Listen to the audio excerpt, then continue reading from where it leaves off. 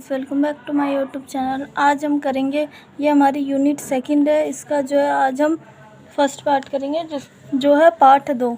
इसका नाम है सार्वजनिक स्थानों पर हिंदी का प्रयोग और अनुभव लेखन। और हमारी ये व्यवहारिक हिंदी वाली बुक है, हम इसी का करेंगे हिंदी का सेमेस्टर 4 का। तो चलिए मेरे साथ देखिए, मैंने इसके मेन पॉइंट कर रखे हैं, मैं आपको दिखा देती हूँ और आज हम वही करेंगे। देखिए तो ये हमारा पार्ट 2 जिसका हम करेंगे सार्वजनिक स्थानों पर हिंदी का प्रयोग और अनुभव लेखन, जिसके मेन पॉइंट आज मैं आपको बताऊंगी। इस पाठ को पढ़ने के बाद विद्यार्थी संपर्क भाषा के रूप में हिंदी के विविध रूपों को समझने और उनका मूल्यांकन करने में सक्षम होंगे। पहला है इसका, हिंदी भाषा की विविधता को समझ सकेंगे। वह जानेंगे कि हिंदी भाषा भारतीय समाज के विभिन्न स्तरों पर कैसे अपनाई गई है, जिसमें सार्वजनिक स्थान, बैंक, कार्यालय, बाजार और दार्शनिक स्थल शामिल है। और उसके बाद ये है, सामाजिक संवाद में हिंदी का प्रयोग सीखेंगे। विद्यार्थी यह समझ सकेंगे कि अस्पताल, बाजार, मॉल और मंडी जैसे सार्वजनिक स्थानों पर हिंदी किस प्रकार संवाद का माध्यम बनती है। व्यवहारिक अनुभवों के माध्यम से सीखेंगे। बाजार, दर्शनीय स्थल और क्रिकेट मैच जैसे विभिन्न परिदृश्यों में हिंदी के प्रयोग के वास्तविक अनुभव के माध्यम से वे भाषाई विविधता और इसके प्रयोग की व्यवहारिकता को समझेंगे। और फिर हमारे ये है, इस विविधतापूर्ण भूमि की संपर्क भाषा के रूप में न केवल एक व्यापक संचार माध्यम है, बल्कि एक सांस्कृतिक सेतु भी है जो विभिन्न भाषाई, क्षेत्रीय और सामाजिक पृष्ठभूमि के लोगों को एक साथ लाती है। और इसके बाद हमारा इधर नहीं है और हम दूसरी जगह देख लेते हैं। एक मिनट, ये देखिए, अब ये सारे जो इनके पॉइंट आ गए कि अस्पताल में कौन सी बोली जाती है, फिर बाज़ार में, मॉल में, ये सारी चीज़ आपको दिखेगी। तो हमारा पहला पार्ट है कि अस्पताल में हिंदी का प्रयोग। और यहाँ पे आप देख सकते हैं, अस्पताल में हिंदी भाषा जनता की बीमारियों और स्वास्थ्य सेवाओं संबंधी सूचनाओं का एक महत्वपूर्ण स्रोत है। अस्पताल जो स्वास्थ्य सेवाओं का केंद्र है, में हिंदी का प्रयोग किसी भी स्थिति में महत्वपूर्ण है। फिर अस्पताल में प्रयोग होने वाले कुछ प्रमुख वाक्य देखिए, जैसा आपका स्वास्थ्य कैसा है, आपको कहाँ दर्द हो रहा है, कृपया अपना नाम बताएं, आपकी उम्र क्या है। फिर ऐसी देखिए, ये पूरे हैं 30 तक। फिर ये पीछे और है जो आप देख सकते हैं। देखिए, आपकी चिकित्सा की स्थिति के बारे में आपके पूरे परिवार को सूचित किया गया है, क्या आप इसके बारे में जानते हैं। फिर एक ये है, हिंदी में संवाद को सही तरीके से समझने पर रोगी को उचित और संवेदनशील चिकित्सा प्रदान करने में मदद मिलती है। फिर ये बाज़ार में हिंदी का प्रयोग, बाज़ार जो हमारे दैनिक और आर्थिक जीवन का एक महत्वपूर्ण हिस्सा है, में हिंदी का प्रयोग अत्यंत महत्वपूर्ण है। और बाज़ार में हिंदी का प्रयोग एक सामाजिक मेलजोल का माध्यम है जो अलग अलग क्षेत्रों और वर्गों के लोगों को एक साथ मिलकर चलने का एक तरीका बनाता है। फिर ये है, बाज़ार में प्रयोग होने वाली हिंदी के कुछ प्रमुख वाक्य। नमस्ते, मैं आपकी कैसे सहायता कर सकता हूँ, कृपया यहाँ बैग रखें। ऐसी ही ये सारे भी हैं जो आपको दिख रहे हैं। अब हम इधर देख ले, देखिए ये सारे भी हैं। अब यह है, मॉल में हिंदी का प्रयोग। मॉल एक आधुनिक खरीदारी केंद्र है जहाँ लोग विभिन्न ब्रांड और वस्तुओं का चयन करते हैं। और उसके बाद जो मॉल में हिंदी का प्रयोग एक ऐसी भाषा का रूप बनता है जो विभिन्न वर्गों और समृद्धि के साथ हमें एक साथ आने का अवसर देता है। उसके बाद है, मॉल में प्रयोग होने वाले हिंदी में कुछ वाक्य। शोरूम के बाहर मैं आपकी कैसे मदद कर सकता हूँ। और देखिए ये सारे भी हैं जिनको आप पढ़ सकते हो। उसके बाद ये रहा, फिर मंडी में हिंदी का प्रयोग। फिर मंडी का ये, मंडी जो अनाज, सब्जी और फलों के क्रय विक्रय केंद्र होती है, में हिंदी का एक महत्वपूर्ण और सामाजिक रूप से प्रचलित भाषा है। और उसके बाद ग्राहकों, खुदरा व्यापारियों और उपभोक्ताओं के बीच संवाद में हिंदी एक सामाजिक सांस्कृतिक मेलजोल का स्रोत बनती है। फिर मंडी में प्रयोग होने वाली हिंदी के कुछ प्रमुख वाक्य। फिर ये है इसमें, नमस्ते, आपको किस अनाज की तलाश है, कृपया इस सब्जी का दाम बताएं, यहाँ सभी सब्जियां ताज़ी, इस फल की खुशबू लाजवाब है। ऐसे ये सारे भी है। और ये देखिए, फिर ये इनके क्वेश्चंस हो गए, क्वेश्चंस आ गए।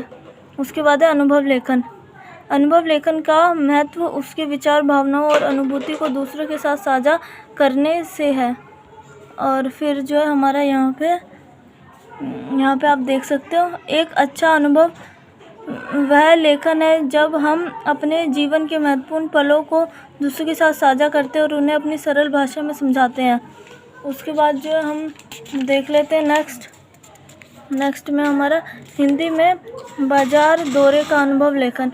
पन्ना मध्य प्रदेश का एक छोटा सा शहर है जो हीरे, वीरों और मंदिरों की नगरी के रूप में अपने ऐतिहासिक महत्व और प्राचीन संस्कृति के लिए प्रसिद्ध है। पिछले माह मैंने पन्ना के चौक बाजार और इस शहर की विविधता और जीवंतता का प्रतिबिंब है मैं घूमने और ख़रीदारी का अनुभव प्राप्त किया। पन्ना के चौक बाज़ार में पहुंचते ही मुझे वहां की रोटी सब्जी की महक और गलियों में गूंजती हुई बाज़ार की हलचल में अच्छा अनुभव हुआ। मैंने वहां अपनी रसोई के आवश्यक सामान की खरीदारी की।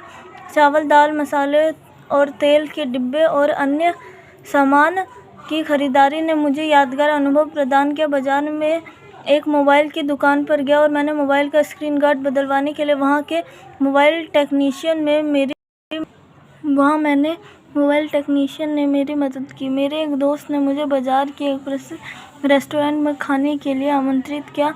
हम वहां बैठे और विभिन्न व्यंजनों का आनंद लिया। थोड़ी देर पहले हुई हल्की बारिश के कारण वहां की हवा में धुली मिट्टी की खुशबू और स्थानीय व्यंजनों की खुशबू ने हमारे मन को आनंदित कर दिया। बाज़ार की एक और विशेषता थी ब्रिजवासी की मशहूर लस्सी। हमने ब्रिजवासी से लस्सी का एक कुल्हड़, स्पेशल लस्सी मिट्टी के कुल्हड़ में मिलती है, खरीद कर उसका स्वाद लिया। लस्सी गर्मियों में ठंडक प्रदान करती है और उसका स्वाद भी लाजवाब होता है। इसके अलावा बाज़ार में अन्य कई दुकानें थीं जहां वस्त्र, गहने, चप्पल और अन्य सामान खरीदे जा सकते थे। बाज़ार में भारतीय और पश्चिमी दोनों संस्कृतियों का उद्भव मिश्रित था।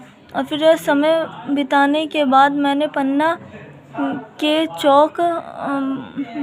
चौक बाज़ार में एक अद्भुत अनुभव हासिल किया। इस अनुभव ने मेरे मन को शांति और संतोष से भर दिया और मुझे पन्ना की संगीतमय और जीवंत रोचकता का परिचय करवाया। यहाँ की खासियतें और स्थानीय व्यंजनों की खुशबू ने मेरे अनुभव को यादगार बना दिया।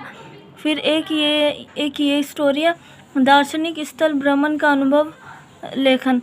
इसका है मध्य प्रदेश के पन्ना जिले में स्थित माझगांव से करीब 50 किलोमीटर की दूरी पर स्थित खजुराहो एक ऐतिहासिक और सांस्कृतिक समृद्धि का केंद्र है।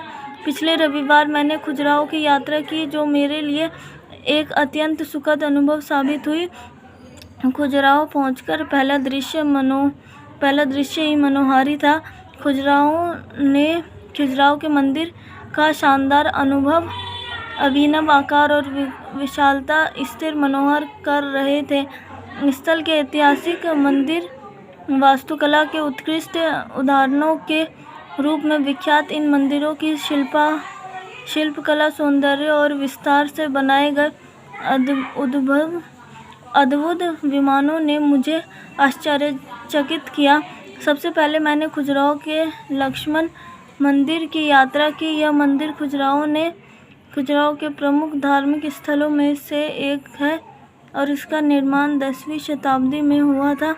मंदिर की शिल्पकला में विरासती, स्थानीय और विदेशी शैलियों का अद्वितीय संगम दिखाई देता है। मंदिर के प्रमुख गोपुर और मुख्य मंदिर ने मेरे मन को शांति और ध्यानमय कर दिया। इसके बाद मैंने खजुराहो के अन्य प्रमुख मंदिरों की यात्रा की, जैसे कि कंदारिया महादेव मंदिर और चित्रकूट मंदिर। हर मंदिर का अपना महत्व और विशेषता है जो इन्हें और अधिक आकर्षित बनाती है। यहाँ पर मंदिर के अलावा भी कई दार्शनिक स्थल है, जैसे कि खजुराहो की चित्राकृत झील, आर्कियोलॉजिकल म्यूजियम और रानी दुर्गावती स्मारक। ये स्थल इस क्षेत्र के ऐतिहासिक और सांस्कृतिक महत्व को और अधिक विस्तार से दर्शाते हैं।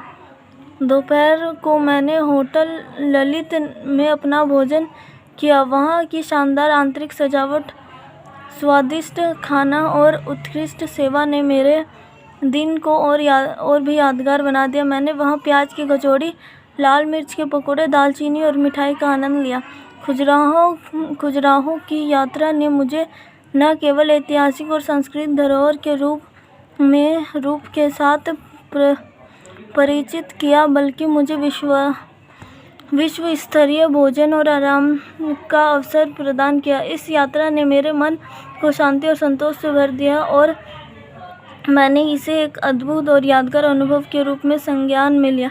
ये दोनों कहानी मैंने आपको इसलिए बताई क्योंकि इन कहानियों के अंदर से भी क्वेश्चन आने वाले हैं। इस कारण देखिए ये सारे के सारे हैं ना, इस कारण मैंने आपको ये दोनों कहानी सुनाई। उसके बाद ये क्रिकेट मैच देखने का अनुभव लेखन। इसमें मैं आपको इस शॉर्टकट में बता दूं, इसमें जो हमारा मैच हुआ था एक बार नवंबर में वर्ल्ड कप वाला, फाइनल वर्ल्ड कप वाला, जिसमें जो है ऑस्ट्रेलिया जीत गई थी और इंडिया हार गई थी, वही उसी के सारे अनुभव के बारे में बताया कि सबको कितनी निराशा हुई, कितना अच्छा लगा, ये सारी चीज़ें इसमें। और उसके बाद ये हमारा निष्कर्ष आ गया। इस पाठ में हिंदी भाषा की संपर्क भाषा के रूप में विविध भूमिकाओं की गहराई से विवेचना की गई है। इस पाठ में हिंदी और स्थानीय बोलियों के मिश्रण, औपचारिक और अनौपचारिक क्षेत्र में इसके अनुभव और विभिन्न भाषाई समुदाय के बीच सांस्कृतिक संबंधों को मजबूत करने में हिंदी की महत्वपूर्ण भूमिका की विस्तृत चर्चा की गई है। इस विश्लेषण में हिंदी के गतिशील स्वभाव तथा सामाजिक संपर्क और विभिन्न पृष्ठभूमि के लोगों के बीच सांस्कृतिक बंधनों को मजबूत करने में इसकी केंद्रीय भूमिका को उजागर किया गया है। और ये इसके क्वेश्चंस हैं। और यहाँ पे जो है हमारा ये वाला चैप्टर फिनिश। अब हम ये वाला चैप्टर करेंगे नेक्स्ट क्लास में। आज के लिए बस इतना ही था, मैंने आपको ये सारे मेन पॉइंट बता दिया। तो कैसे लगी आपको मेरी वीडियो, हमें लाइक, कमेंट, शेयर करके बताना। Thank you.